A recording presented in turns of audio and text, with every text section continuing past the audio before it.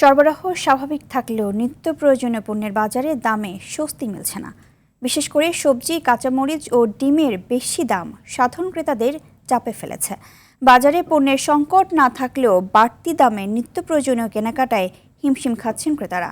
হাসান নূরের ক্যামেরায় বাজার পরিস্থিতি জানাচ্ছেন অভি আরিফ।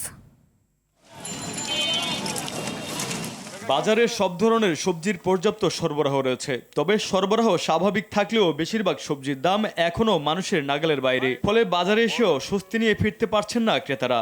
ঝড় বৃষ্টি চলছে তো ওই জন্য গত সপ্তাহের চেয়ে তুলনামূলক আজকে দাম একটু বেশি মনে হয়, শাকসবজির দাম বেশি।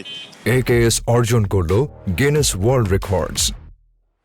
AKS এত দাম দিয়ে জিনিসপত্র কিনলে খাবো কি, চলবো কি করে? মধ্যবিত্ত যা ওদের সঞ্চয় নাই, শুধু ফ্যামিলি লিভিং এ সব শেষ হয়ে যাচ্ছে। বাসা ভাড়া, খাওয়া দাওয়া, কোনো রকমে বেঁচে থাকা আর কি।